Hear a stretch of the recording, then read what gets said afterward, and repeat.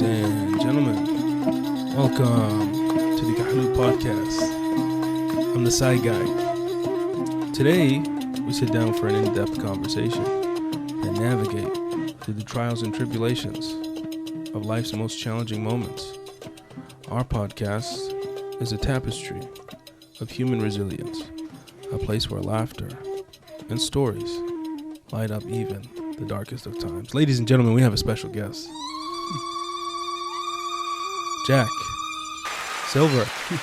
Jack, welcome to the podcast. Thank you for having me. Happy to be here. Of course. My man, Jack. Jack, tell us about yourself. What do you do for a living? Well, for a living, I'm a student here at Arizona State. Very good, very good. So I came here in 2021. Got a little bit of a late start to academia because I did 5 years in the Marine Corps infantry before starting school. Okay. So I'm a business law major. Okay. In my second major, this is a long name. Okay. Bear with me. All right, let's hear it. The School of Civic and Economic Thought and Leadership. Bruh. And Okay. That's a long one. All right. Yes. So we commonly refer to it as SCETL. The acronym SCETL. Okay. So I'll likely be calling it that. SCETL. Got it. Okay. So Marine Corps, and then went into school after the Marines. And now looking at finishing in business, what are some trials and tribulations you're going through while undergoing schooling here at ASU? Well, I think there was a bit definitely of like an adjustment period, coming to university from service, again, like particularly, the infantry, it's a much different culture there than here. But I'm very well acclimated to everything now. I love it. Like I said, I do it all over again. I'm really enjoying my time here at this wonderful university. So it's awesome, man. ASU is great. It's huge. It's massive. It's almost like it's a town in itself. So many different disciplines, specialties, curriculums, education, engineering. I think they're starting to build a med school. Yeah. They're starting to work on that. That's coming online, I think, in the next few years. I think that my understanding, I think it's going to be the downtown Phoenix campus. I don't think it's going to be here. I think U of A has a school downtown Phoenix, I think, for med school. That's awesome, man. That's awesome. So you mentioned at the Eid Festival, you wanted to talk about an experience that when you went abroad, what it is that you signed up for, what did you study, where did you go, what experiences, what trials and tribulations did you go through? Yeah, absolutely. Yeah, so I, through my second major, SCETL, we offer some very unique study abroad programs that are, and one thing, I really like about them is they're heavily subsidized by the school. Okay. So the cost, because normally when you hear study abroad, that's expensive. Yes. Right away. Yeah. It's like cost prohibitive. You can't do it. But this, it's very affordable, you get credits and everything. Yeah. And I saw that, they had one to Israel and Palestine. Okay. And so, I applied for it and everything, got accepted. And, it piqued my interest, originally I was sort of thinking of a career in law, but I've sort of pivoted to something more in foreign policy. That's just generally what I've been more interested in. Yeah. And, when I signed up for this experience and everything, I was a practicing Christian. Yeah. And, obviously, like, the significance of, that land is not lost, I think, on anybody. So I just kind of wanted to go and, like, see it. And here too, like, particularly in America, like, I didn't really have like a good understanding of like what was happening in the Middle East. Yes. Palestine. In Israel, Palestine in particular. Okay. You kind of hear a lot of like, like it's complicated. It's complicated. Yeah. It's like, it's a democracy. Yes. It's sort of like America Junior, but on the Mediterranean. And then, like, outside of that, I really didn't have any understanding of it. So I was really just intrigued to go, see it. And the reason why, that's one of our study abroad destinations is we go to, there, India, I believe, and I'm actually going to Romania in August. Okay. And we go to these locations because they are relatively new democracies. Interesting. So in seeing what these places are like in their earlier years, this is as close as we can get to seeing like what, our great nation was like near its founding. And its establishment, yeah. Interesting. Because each, like we've certainly had our growing pains. Absolutely. Like there's a lot that wasn't, like slavery and everything. It took us a long time to fix some very severe wrongs, and sort of seeing how some of these other places are navigating their early troubles. Again, it's like as close as we can get to seeing maybe what America was like at its inception. So it's the study of the beginning of democracies abroad, watching countries take the same steps or completely different ones. So you're studying that concept. Yes. Abroad. Yes. Very good. Very good. Yes. That's awesome. Looking at it from a different view. So what experiences did you have? So you said you've only been to Israel, Palestine. Have you gone anywhere else? Or? Well, yeah. I've been around the block when I was in the Marines, but for school, that's my only study abroad experience in academia. So walk us through that. What'd you experience? So yeah, we went May of 23. That's when we were there, and it was pretty short. It was like May, like a week and a half or so. And we went to Jerusalem, Tel Aviv, and Bethlehem, which of course is in Palestine. Correct. And again, one of the things I really liked about the program, like that appealed to me before going, was it was very deliberate in showing both sides of the story. Because here in the States, we only get half. Of course, of it.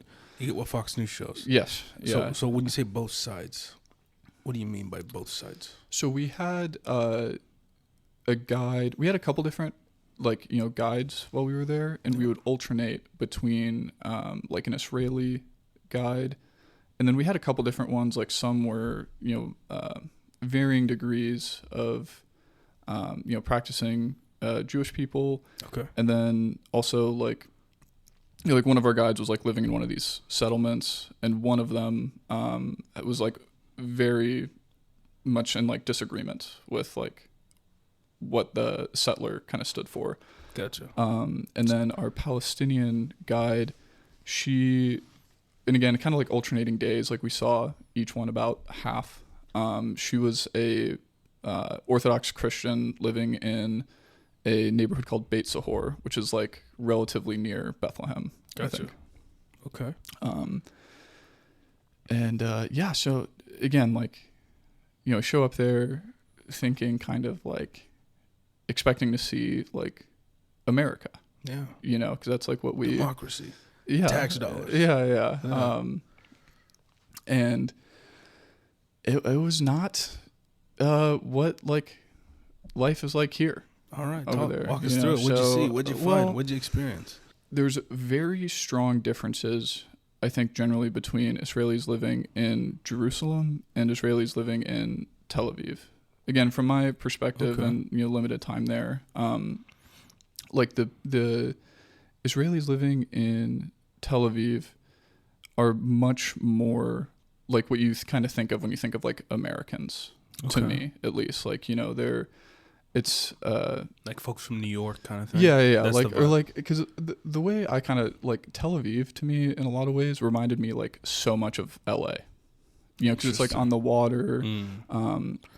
It's this huge hub for like basically all of their GDP comes from Tel Aviv. Yeah. Like their tech hub, all the companies headquarters, Tel Aviv. Yes. Yeah. So it's, like that's where all the money's made. It feels very much so like a Western city in Tel Aviv.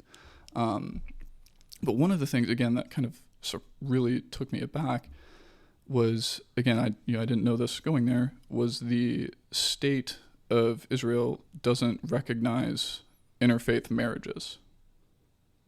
So like so Christian, Muslim. Yeah, they don't do that. Jewish, Muslim. Yeah.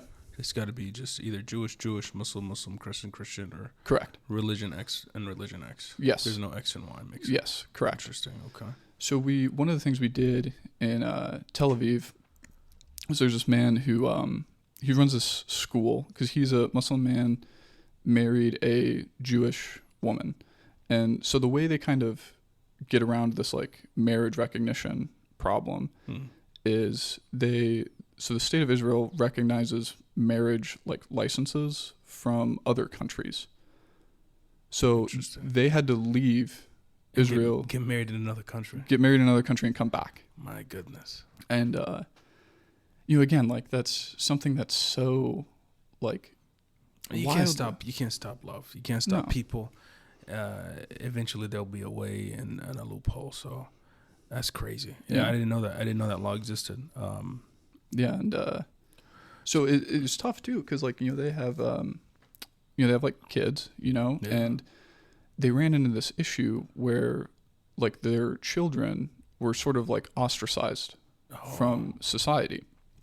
So they actually started their own school because like they were trying to put their kids in school and they couldn't do it. Why?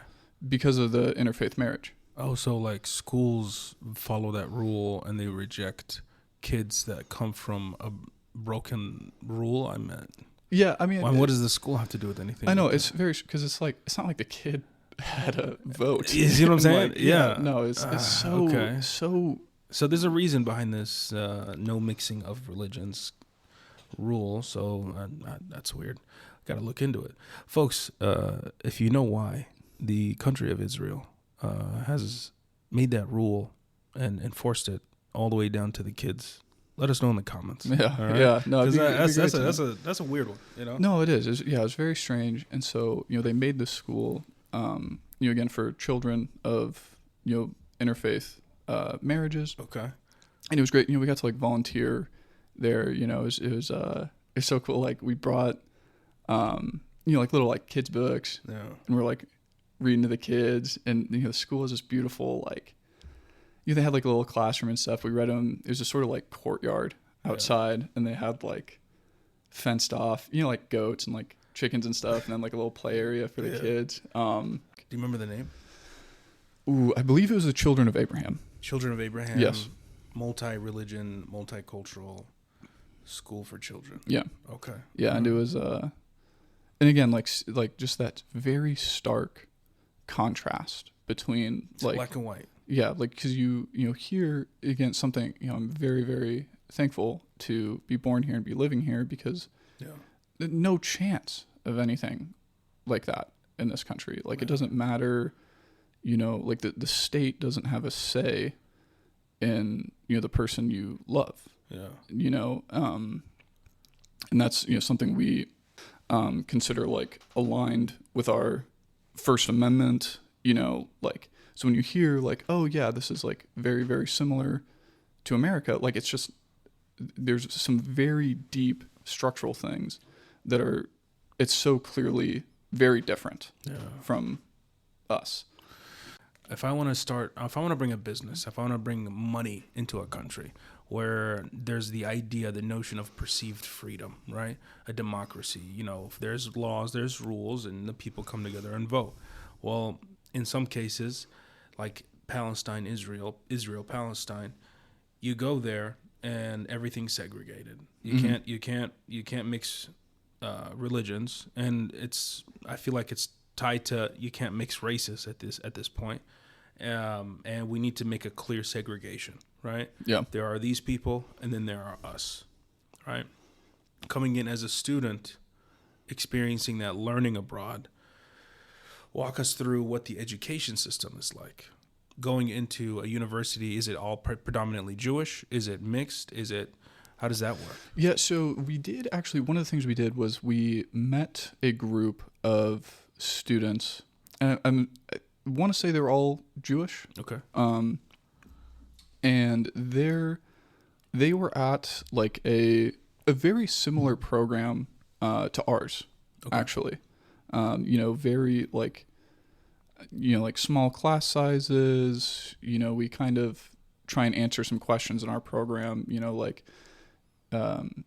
what does it mean to be an American? Yeah. Should we pursue a life of virtue? Like these types of like philosophical questions with political undertones. It was sort of like a very similar like liberal arts program Okay. We met some students over there. And kind of like some backdrop here is when we were there was a lot of domestic sort of concern about the Israeli judicial branch. Okay. So I don't know if you followed any of this from that time. Okay, so... What year was this? 23.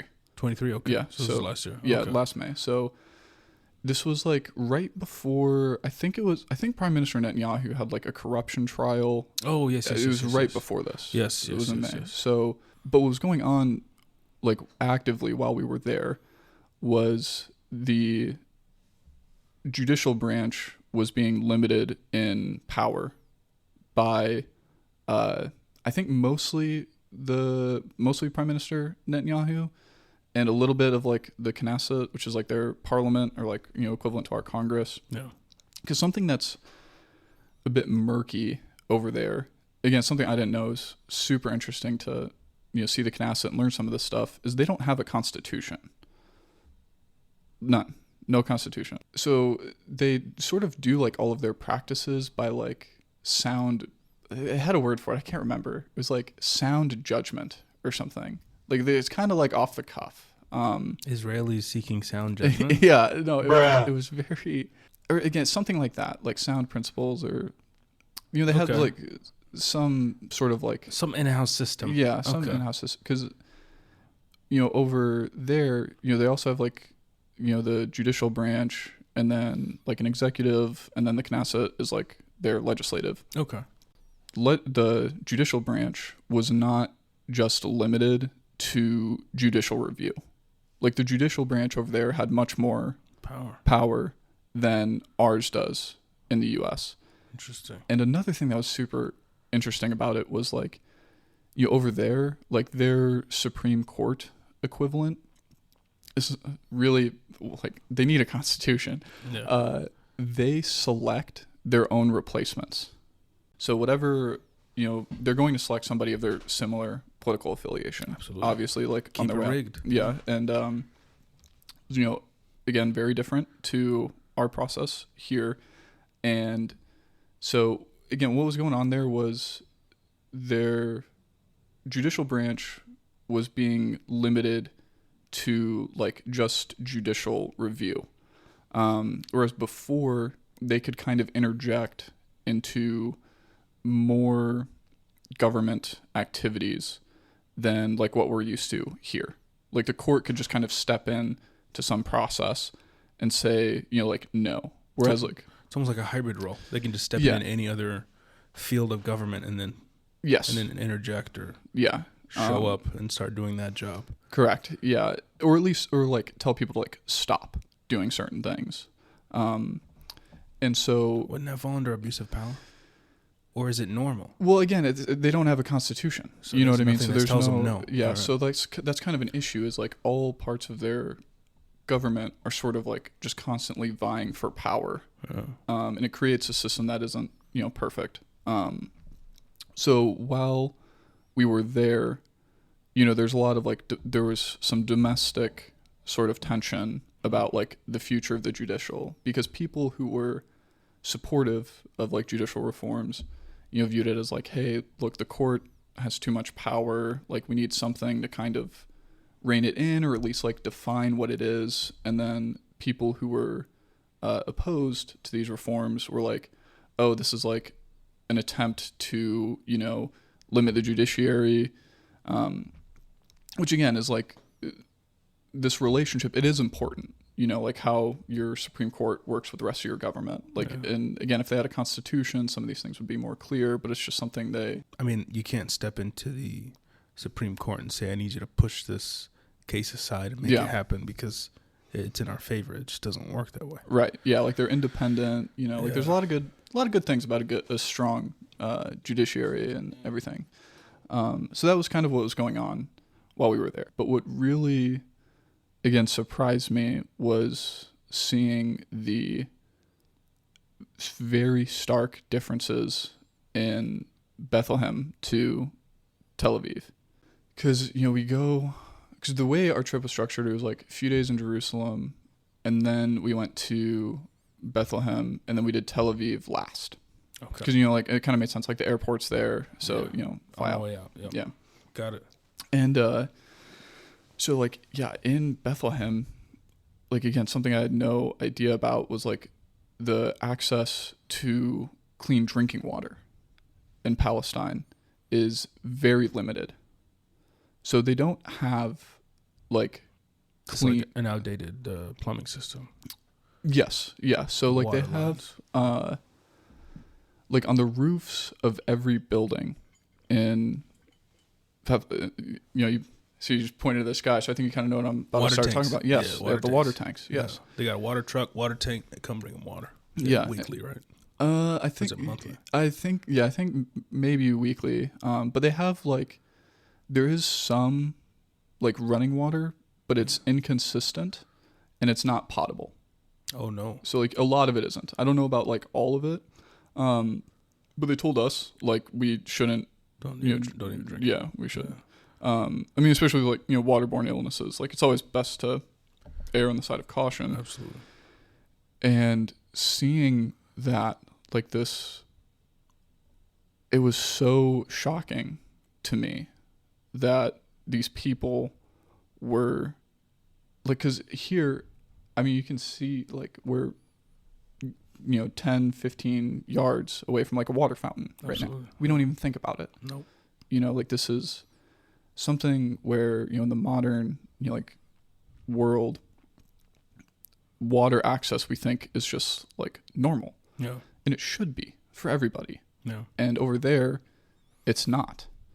And that was something that it really struck me. And you know, like, we went to, I think, like, the best way I can kind of explain this is, you know, I mentioned our guide lived, I think it's nearby Bethlehem. But we went to dinner, and, you know, it was like her father, mother, you know, her and their little, you know, in their home. It was just wonderful. Like, again, I'd like to talk about this too. Like, something that really struck me about, like, the Palestinian people is, you know, especially when, like, a lot of, you know, U.S. tax money goes to things that are at their detriment, they welcomed us in their home. Like, they're the most kind, like, nice people that I've been all over the world, and there's nothing like them. Yeah. You know, and yeah. What did you end up seeing anything different? Like, there's a lifestyle different from the Israeli versus the Palestinian? Yeah. So, like, the thing, you know, I was going to mention is, so, you know, we eat dinner, and it's, I had kanafa for the first time. Okay. Yeah. And it was Palestinian kanafa in Palestine. Yeah. My man. It was so good. That's the kanafa. Yes, right, yes. All right. And, you know, so we're hanging out, you know, we eat the dinner, and I don't think I'm ever gonna forget this. Is, you know, I took my plate to the sink, right, and I go to, like, start washing it, and our guide, she kind of stops me, and she says, "I know what you're trying to do, and thank you, but we don't have water to wash the dishes like how you do in your country." And I'm never going to forget that. Like, the feeling, like, when I heard that, of just, like, this very deep, like, sadness and anger. Hit you right in the heart. Yeah, because, like I was just trying to be, like, a good guest. Absolutely. You know, I was very, you know, thankful for their hospitality. Trying to be nice, yeah. And, you know, it was... Hits you right in the heart. Yeah, like that. You can't waste that water. We're gonna clean them a different way. We're gonna wipe them down. We're gonna use rainwater. We're gonna use something else. Yeah. Yeah. I just, like, again, I think that's something I don't think I'll ever forget. Yeah. You know. That's. You don't think about that. You don't think about that in a different country where, you know, the normal things, the first world amenities that we have to our disposal, it's not the case elsewhere. And even though a couple miles down the block, in a different city, everything is well established. There's a sewage system. There's a water line. You don't have to dig wells. You know what I mean? and it's a completely different world. Yeah. And it's by design, unfortunately. So yeah, no, it definitely is, like, because while we were in the West Bank in Palestine, one of the things we did, which again, this is a great opportunity, we volunteered at this farm called the Tent of Nations, I believe. Have you ever heard of this? Tent of Nations? Yeah. I have not. Yeah, so it's like people from all over go and volunteer there. Like while we were there, it was it was a smaller like Christian liberal arts program from the Midwest, but like some other students were there. Okay. But so this farmer, he has this little, like farm, grapes and stuff, and he is completely surrounded by settlements on all sides of his farm. Okay. And something the Israelis have actually done is like blocked. They did like, I don't remember exactly how they did it, but they blocked his like best access to like the road to get off of the farm. So like when you get there, you have to like park and then like walk up this hill and like get to it. Make and it everything. harder. Yes. Put a checkpoint somewhere? No, it's not like an actual checkpoint. It's just like harder. There's not like a manned checkpoint, but they just made it difficult. Whatever path he used to like get to the road is no longer there. I've heard so many people tell me that things that were normal, had they made it, the government came in, changed out the demographic, the roads changed. Getting from point A to point B used to be 2 minutes. Now it's 45 minutes to an hour. Yeah. Things in that nature didn't make sense. Yeah. And it is a deliberate attempt to make his life harder because, Is the idea to get him to leave? Is that the whole thing? Yes. They want him gone. It's like so they can have the land for settlements. Yeah. Just take that. You got it. And again, cause, he's like a farmer, your goods are big and bulky. Yeah. And so it makes it much harder for him to get, what he grows Make a living, to his, the end consumer. And, so again, we're at this farm. We did some like planted, like a few dozen, like, they do grapes, that's what we did, like a few dozen grape trees. Okay. And something, again, kind of like before I went to, this part of the world is like, I didn't really have, because it's hard for us in America to have this understanding of people being so attached to their like land. Oh, yeah. Because here, where our nation's only a couple hundred years old, right? So, we get there, and I do remember this gentleman's name, Daoud. Very nice man, and we're farming, we're helping him, do the thing. And I just remember, again, like this one little quote he said. He's like, look, I've been here, like my family's been here for 1,000 years. This farm. Yeah. I ain't going nowhere. Yeah, I'm not leaving. But here, like again, to Americans, that idea is something we kind of have difficulty with because of how relatively new of a country we are. Like we don't understand like being in a place for that long yet. And something, again, like from his story is, he's in this very like extensive legal battle with Israel. Like, because the thing that's especially interesting about, his farm is he has like clean line of title going back 1,000 years. Oh, there's proof. Yes. Oh, he has receipts. Yes. Oh, yes, no. he does. Oh, no. Part of this legal battle is like because they have issues with like not everybody can leave the property at the same time because the settlers will come in and steal it. You just said you cannot leave all at once. So somebody has to stay remaining at the farm at all times because in the event that they leave, a local settler will see that, come and take all your stuff and then take over that farm. Yeah. And again, this is like the contrast between over there and here in America, because here in America, we have this very, like Lockean idea of the importance of private property rights. Yeah. Like like Locke wrote in the second treatise, like you mix your labor with something and it becomes yours. This is something we see, these principles in a lot of our legislation. So like the emphasis of private property here is, it's very high and it's good. There's a lot of good that comes out of that. Oh yeah. And over there, for a large portion of people, they just don't have that at all. Like they're, again, like this farm, Daoud, he cannot build anything more himself on his own farm because he has to pull permits. Yes, he has to put permits in for it. No. And they deny everything. Of course. And if he builds something without the permit, they come and they bulldoze it. Gosh. So you have, like, again, like a lot of people, I think So he's stuck in the Stone Ages. Yeah. Or whatever's there before the lawsuit. Yeah. No, and there was like a little like house, and it was interesting. They had this, there's like this little like cave on the property. And we spent some time like, talking in there. And it was so interesting because he's like, yeah, some, like great, whatever, grandfather, grandmother were like born in here. Yeah, this is my great grandfather's footsteps. My second, displaced grandparent. This one.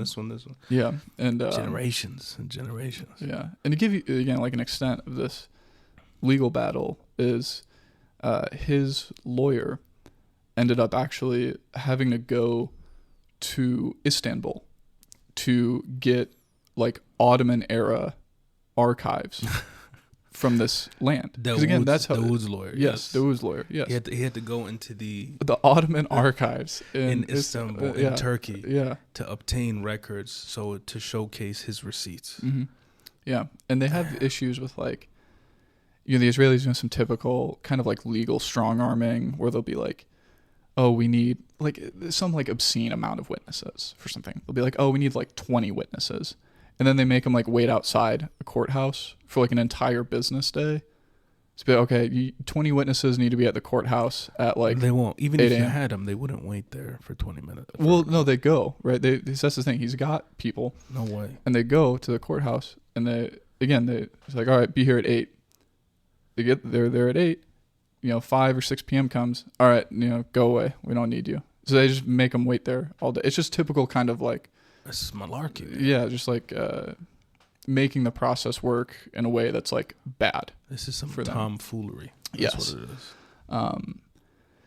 And again, coming from here, when someone tells me like, oh, this place is like America, but in the Middle East, we don't do that. Yeah. Like that's not what a free democratic country is supposed to do. Going forward, the nature of the U.S.-Israeli relationship does need some refinement. Okay. Because, it's hard to, obviously, like, we're a huge defense partner for them. But to contribute, this amount of resources to a place that, has some very glaring issues that could really easily be fixed. You think so? Well, again, like the water, some of the like more. Well, I mean, if they have all this funding, they have all these resources, all this support. When you say fixed, internal fixes, I see a lot of Israelis speaking out more than I have ever in my entire life. Jewish Orthodox Jews speaking out, saying this is not Judaism, right? They don't stand for a country that goes the way that things are going, especially in late 23 and all of 2024 so far. What do you think is the best step for the Israeli government moving forward to better their democracy, to better the people, their citizens, to better the Palestinians' lives, to better the Israelis' lives? What do you think is the best next step? I think, again, the best next step in terms of like ease is fixing this water issue. You think water's number one? Water's number one. Water's number one. Again, because this is, because one, again, it's like it's a human right. like access to clean drinking water. Yeah. And I think that shows a lot of good faith. If the Israelis would be willing to like, look, we're gonna fix the water infrastructure. We'll see how relations are, and we'll kind of reassess as we go on. I think that's a great starting point. And in terms of like the most amount of good, I think that's what needs to happen. Do you think there's capability of enforcing good faith and keeping it there? Well, it's hard, because it's hard for the Palestinian people to, even like, if the Palestinians got everything they wanted, yeah, how do you forget decades? It's very difficult. And this is something, a lot of us need to, I think, start. Like Imam Omar, he said this a while ago. It's like, we need to prepare our hearts now for when the situation changes. We cannot, just continue when the balance of power tilts. Yeah. We cannot go in there and commit atrocities. Like if it's just this endless circle of like, you did this bad thing to me, I'm going to do a bad thing to you. Yeah. Nobody wins. Correct. And everyone becomes blind. Yes. And this is actually one of the groups we kind of talked to over there was there's this organization called Combatants for Peace. Okay. And so it's people who have fought, on both sides. So, like Israeli and then various, armed groups over the years. Yeah. They've just said like, look, we need to figure out another way to do this so we don't subject our children to the same things we did. Absolutely. Even like one of our Jewish guides, he used to work for Birthright, which are you familiar with? Yes. Yeah. So Birthright, for those listening who don't know, is like, if you're an American, I think if you're just Jewish around the world, just Jewish, yeah. You can like go there and they give you a tour, and it's very, they tell the story of the creation of Israel like as if there was no people living there before, and it's a very one-sided. Yeah, very one-sided telling of events. And he used to work for Birthright. Yeah. But he left it because he felt it was a problem that they didn't do anything to show like what the Palestinians have been through. It's like 2 million Palestinians there. Yeah. You can't just make them go No, away. Exactly. Yeah. I mean? And this is, this is a man, he fought in the Golan Heights, and, he's like had a friend that was like killed, and like he's a warrior. And him saying, and a lot of times in history, this happens of like people who experience conflict, they say like, I don't want this to ever happen again. I don't want this to be the future of my children. We need to figure out something to remedy this. Absolutely. Next generation it's gonna get even worse if it's not fixed now. So yeah, absolutely. Yes. And it was, so that was really like surprising, seeing that like in a regular, like he's just like a guy like, you and me. And, the amount of courage I think that takes is remarkable. And a lot of us, should, aspire to have that level of virtue. And the truth is the truth. Yeah. It'll set you free. Yeah. And again, too, even like something, we learned a bit about over there too was like Prime Minister Rabin. And, he was assassinated by an Israeli Jew, and like him, like that was probably, I think, the closest like they would have gotten to like a 2-state peaceful solution. And again, it was fueled by this, he had spent time in the military, he wanted peace, but they, don't, he's gone, he was killed by his own people. And anything that they worked on is gone. Yes. Yeah. And it's so hard to come back to that, because shortly after Prime Minister Netanyahu starts his political career, and again, the thing, I'm in no way, supportive of him or anything, but the thing, a lot of people don't know about him is, his brother was killed. I didn't know that. Yeah, his brother. So that operation, they made a movie about it. I didn't know. I'm not sure if it was called Hamas back then, but they like took a plane hostage, landed it somewhere in Africa, and then like the IDF did this like very, very successful operation, and they like freed these people. Yeah. But Netanyahu's brother was the only casualty. He got killed in the process of saving. Yeah. And so it's very like the man lost his like it's hard. Like so many people over there and they've experienced loss.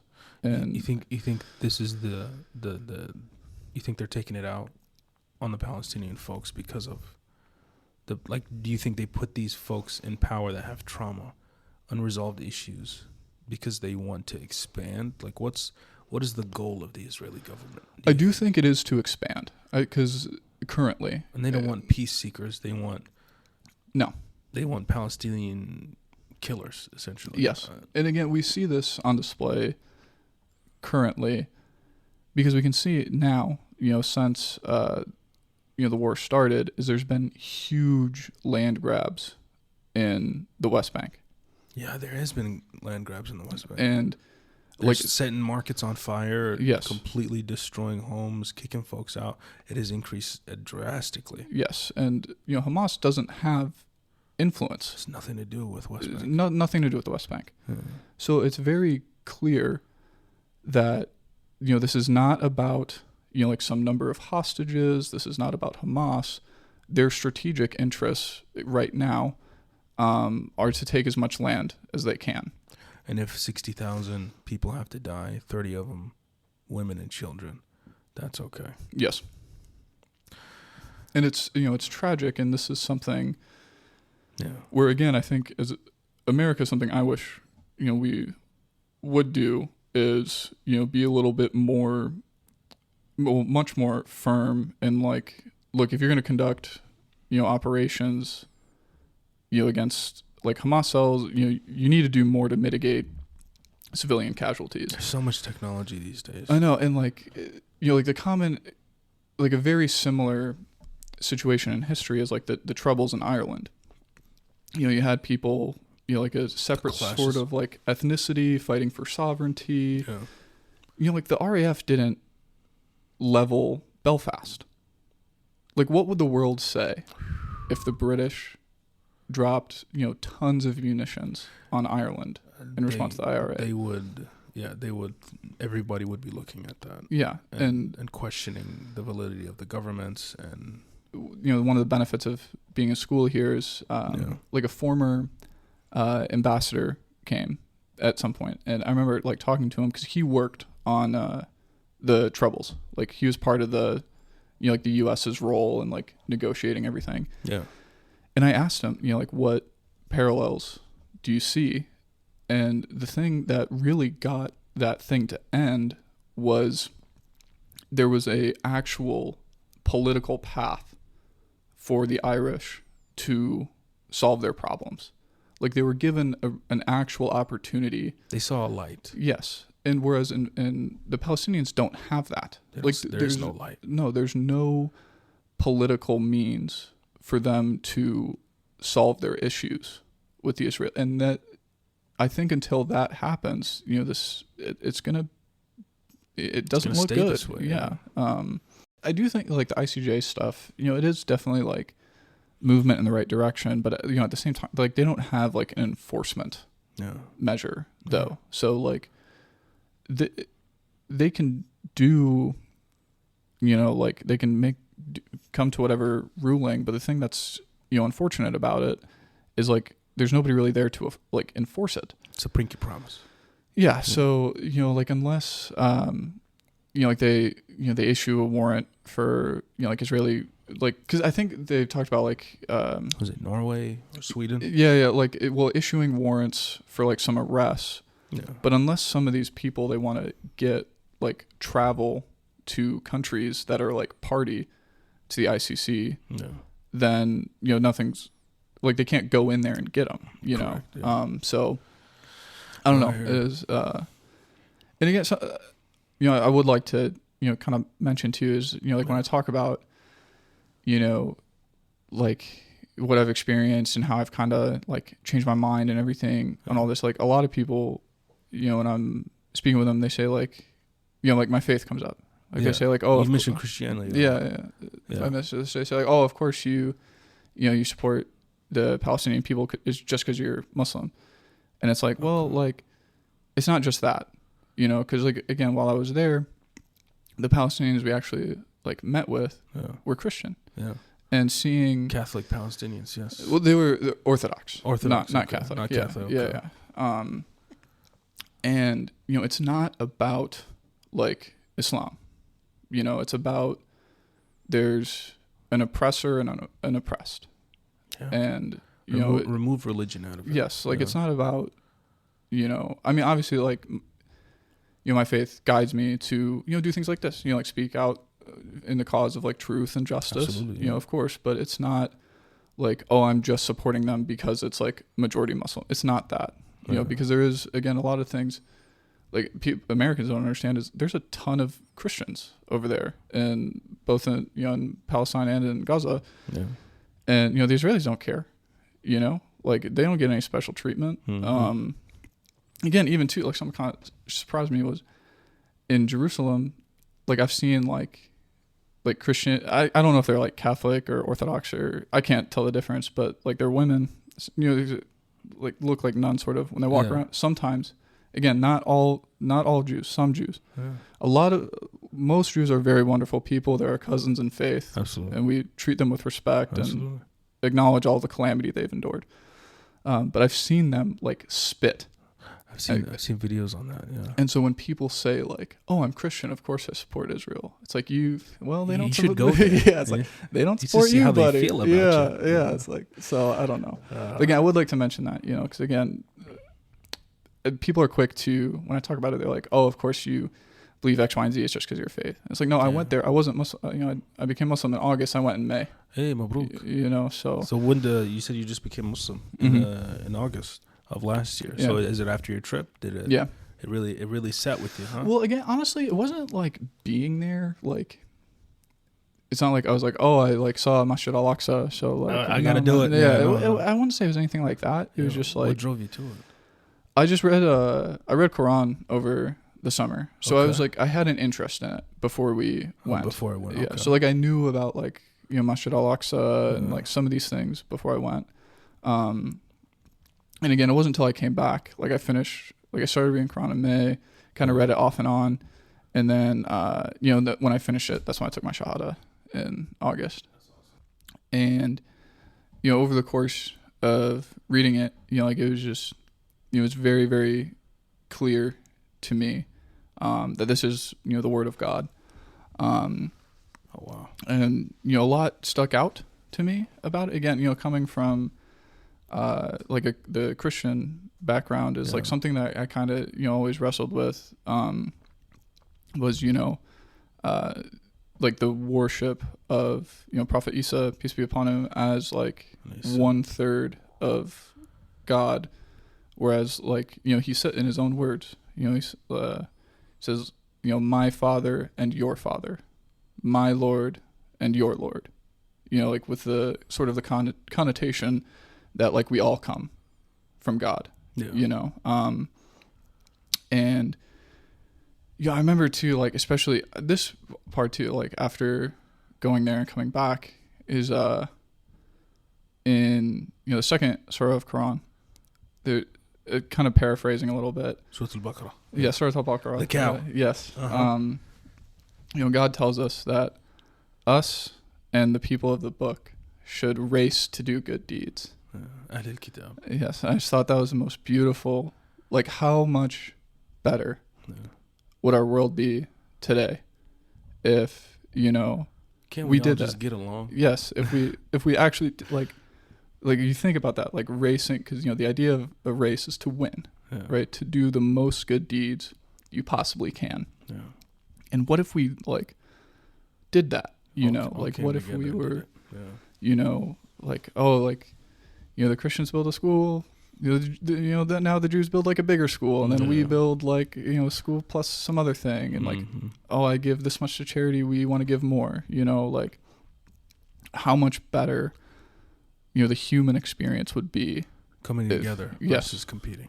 Absolutely. Yes. Well, coming together in competition for something good, and